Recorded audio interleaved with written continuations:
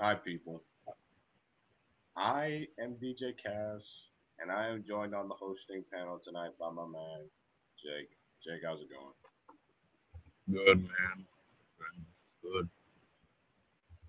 Yeah, I apologize for my distaste and pleasure if I seem down because after last night's Monday Night Raw. Apparently, WWE doesn't know how to book much these days when it comes to Brock Lesnar.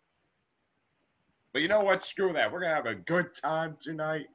Okay, we kicked off Monday Night Raw with the way I was surprised the way it kicked off with Brock Lesnar. You gotta say it like that, people. And Paul Heyman, of course, Paul Heyman, he laid down the fact on how like Brock Lesnar cannot get another shot and will not face WWE World Heavyweight Champion Seth Rollins if he does not apologize to the announce team for the beatdown that he laid in on him the night after WrestleMania, which was great by the way. And I thought that this segment it definitely did its job. I really have no complaints. Everything about it was great, funny. Paul Heyman, he was great as usual. Of course, that spot like where Brock Lesnar was still like being a bit of a boy, like like just tugging Michael Cole's head, like and like giving him a noogie, and he actually shook JBL's hand. Like I was surprised. I thought he was actually gonna like maybe like fool around with JBL too, but nah, he didn't. He just did what Brock Lesnar does.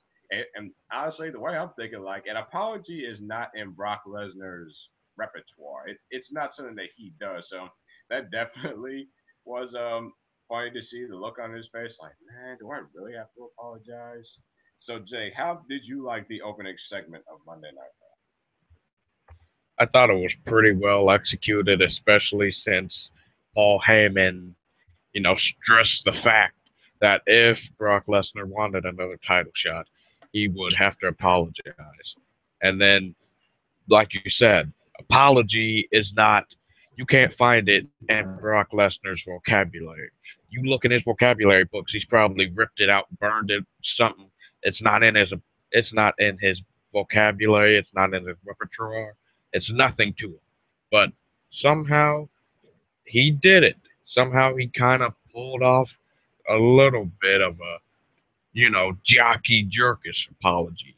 But whatever you have to, whatever you have to do to get that championship.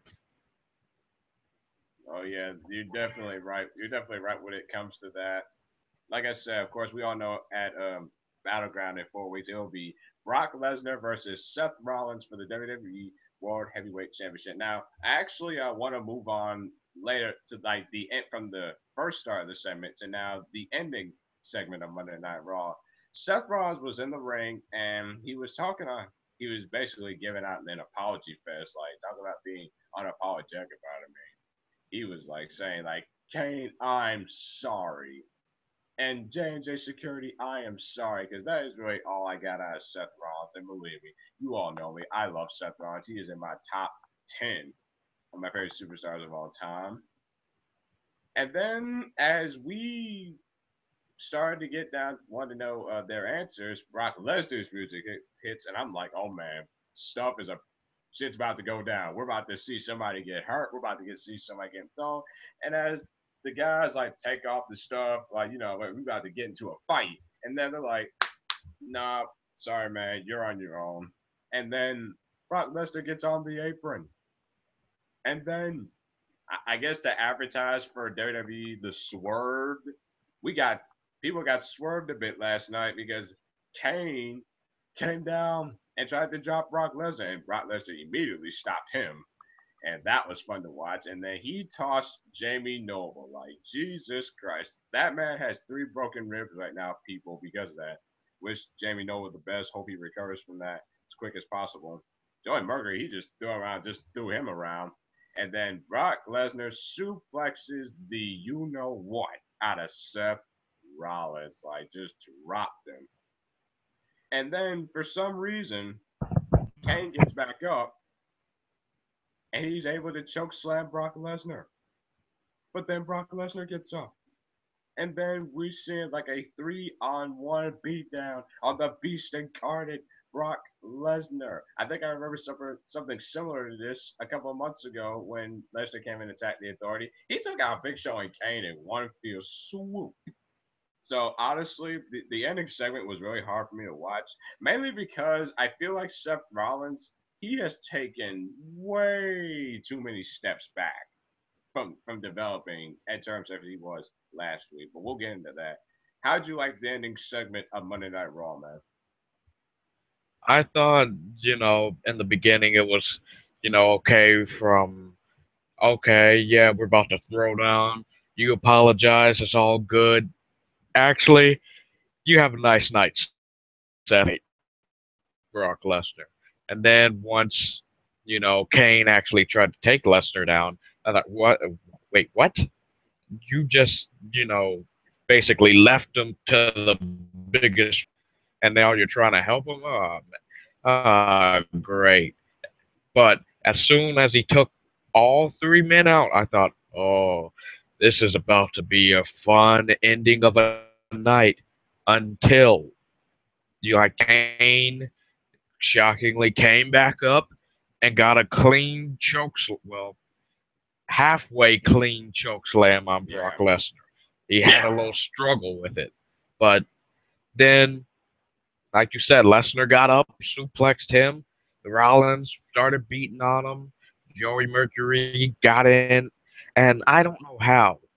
Joey Mercury. The I don't. Well, actually, I can't give him too much of a beating. He did pin the World Heavyweight Championship in a handicap match. oh If you Jesus, guys, we're not going back to that. Continue on.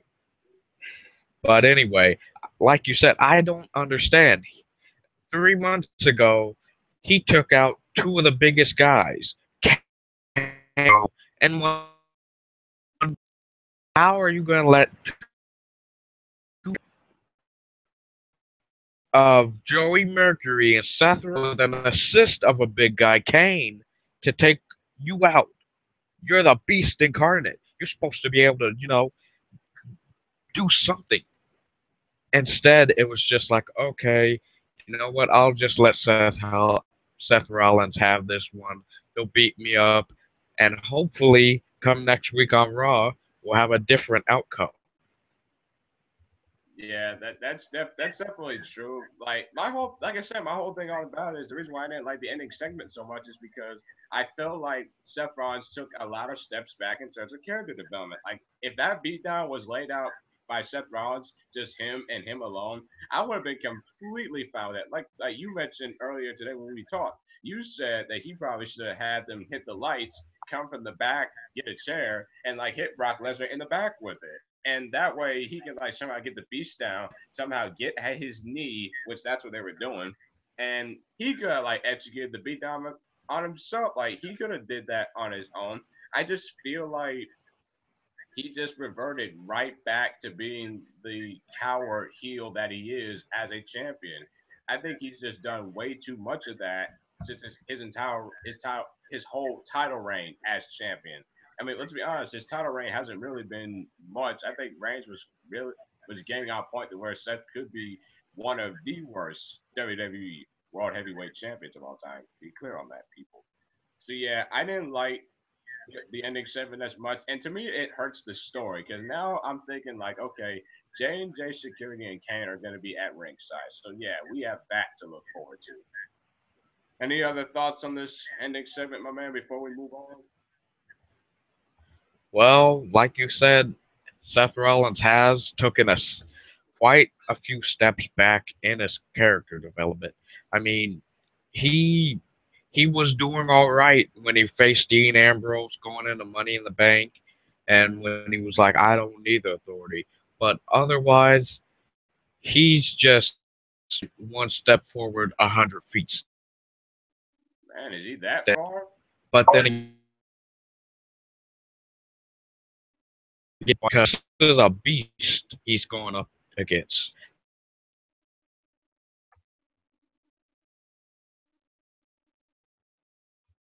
Yeah, I'll tell I you do one.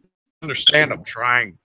Yeah, I can understand him trying to ask for help and actually getting help and everything.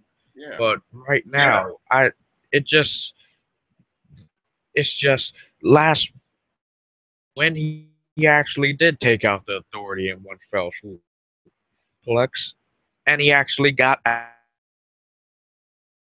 Where was that Seth Rollins? Where was the quickness in Seth Rollins? He could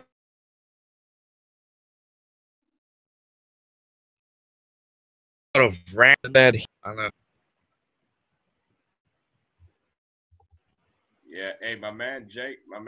I'll tell you one thing though, like it's really gonna be interesting to see how they're gonna be booking this match from this point on.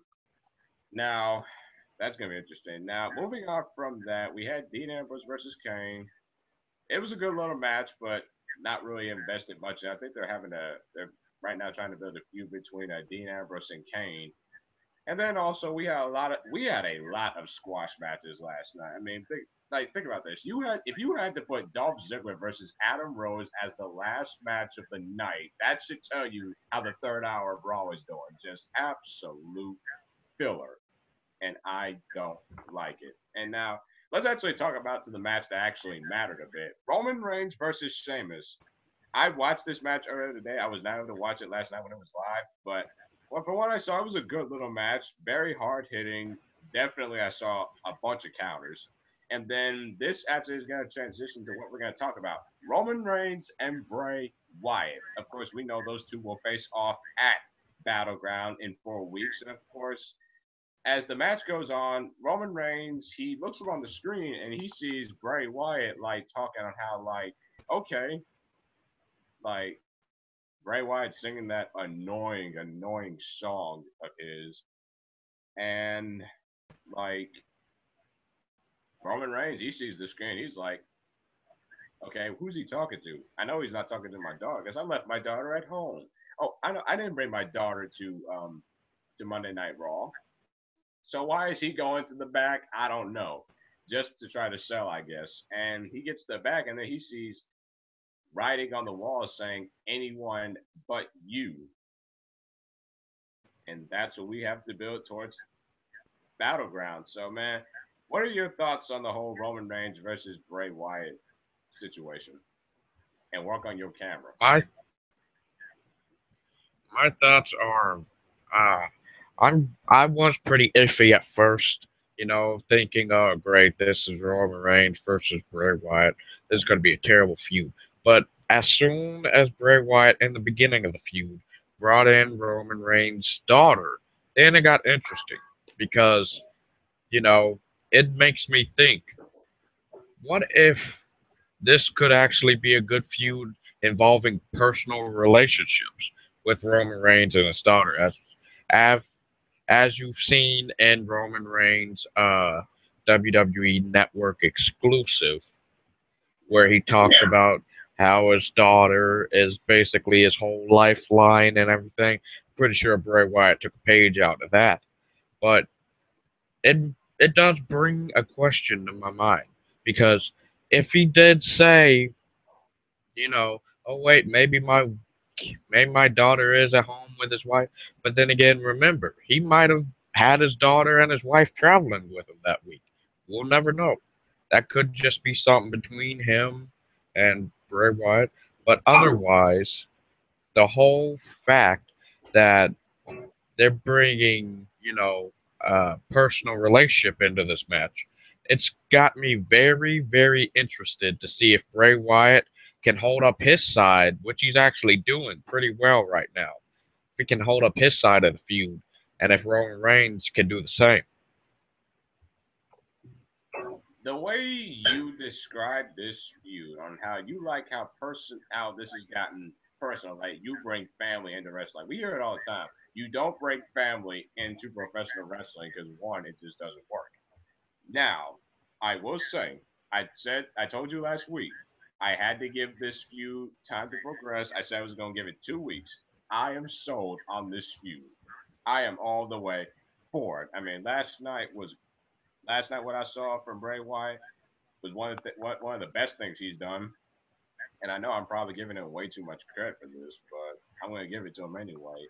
So yeah, definitely. Like a lot of people are iffy on this feud because they think this is just gonna end up like Bray Wyatt's other feuds. Like they just don't go anywhere. I mean, look at the rivalry he had with Chris Jericho, the rivalry he had with Ambrose, The Undertaker, Ryback of all people, and now he's with Roman Reigns. I mean, it's gonna be interesting to see how the rest of this is gonna play out over the next few weeks. Like, here's the thing.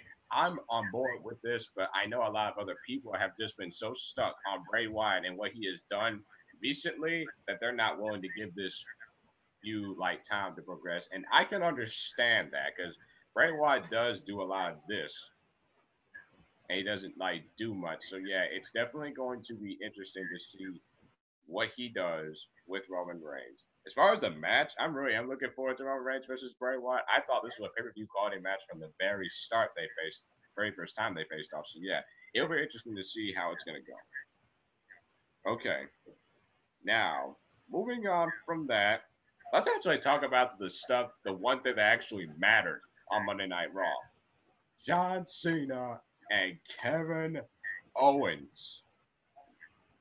I love every single thing about this feud right now.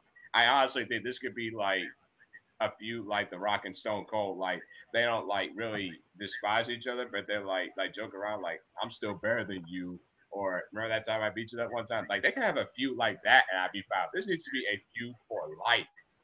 Of course, last night we had an exchange between John Cena and Kevin Owens, and that we now know that Kevin Owens can speak French, and John Cena can speak French and Chinese. That was bad Chinese though, but you got the point. So yeah, man, how are you liking the interaction between John Cena and Kevin Owens? I'm liking it very well because not only is it, kind of like a feud where it's like, okay, yeah, we're buddy buddy, but not really buddy buddy. You know, we can still mess around and everything and joke, but we're still going to beat each other up no matter what.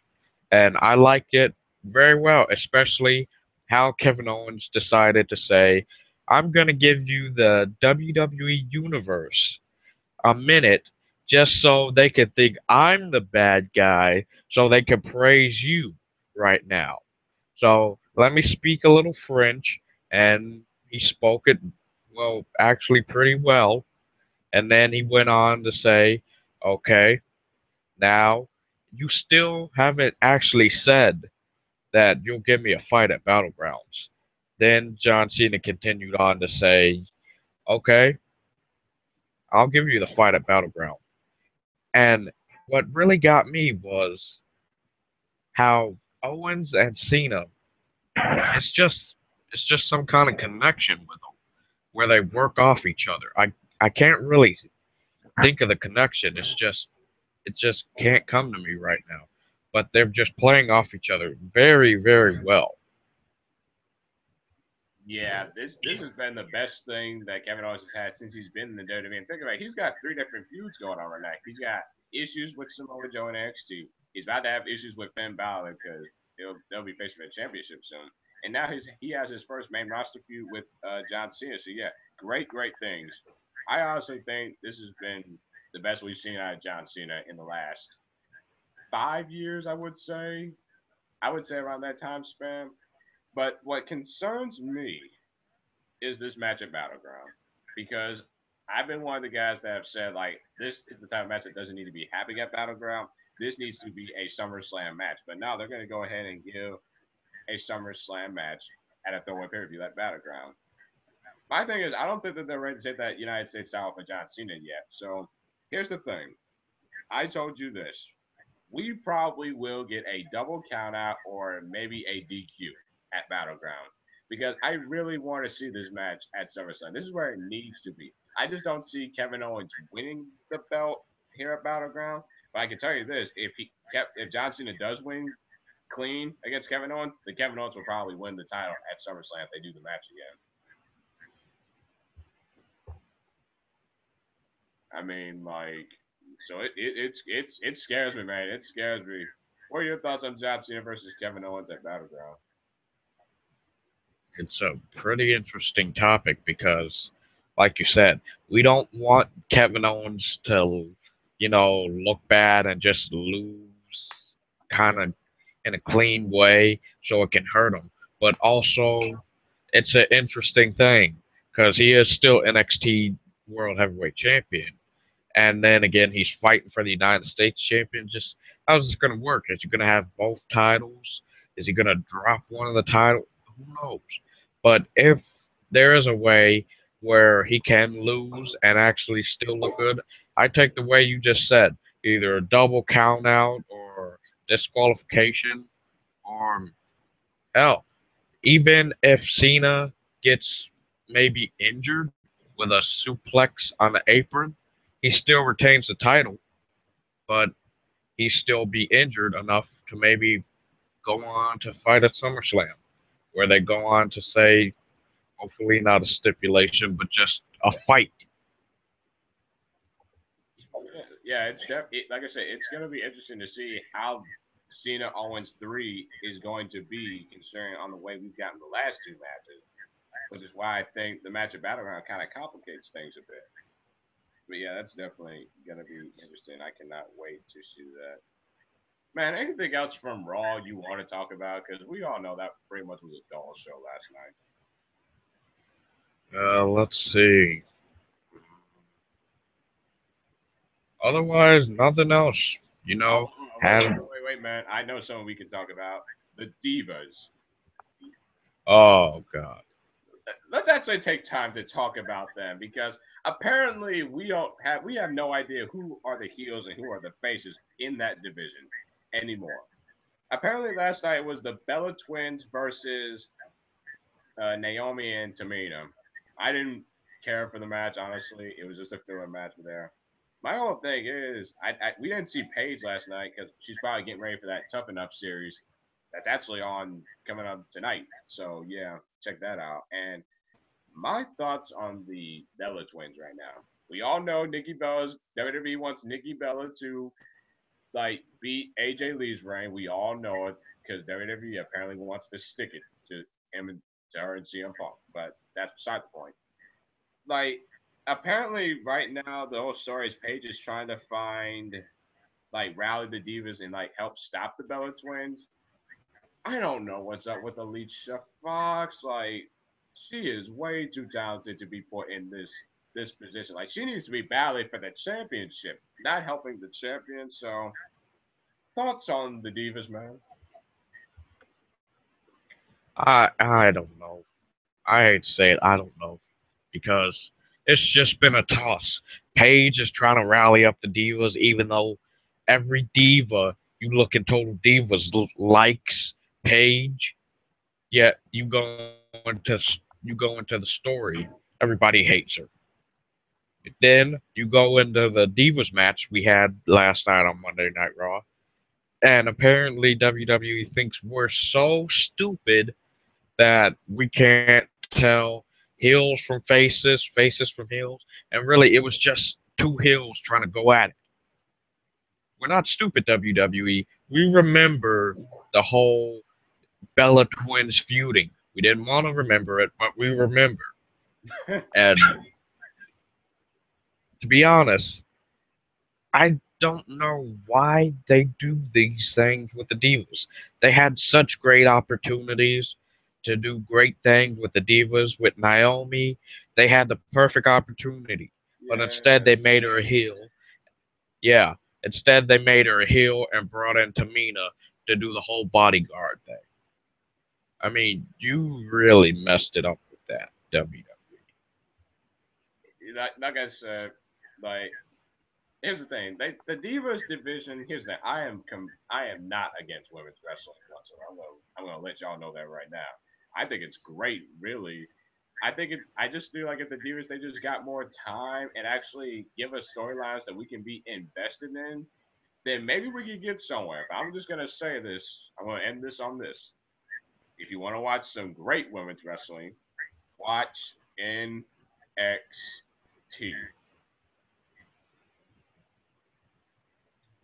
Well, all right. Well, all right, Jake. I'm sorry, but we're gonna be closing the show out a little early today. So, as far as I'm concerned, I am DJ Cass, my man Jake. Yeah, yeah. See, Yeah, he's the same way he was last week, people. He doesn't want to take the fact that Sheamus could possibly be world champion. He's just waiting for it. Nope. Nope. I don't want to take the fact at all. Yeah, Hell will freeze over before I take the fact. you know it's gonna happen soon. Uh, All right, people. We'll see you around.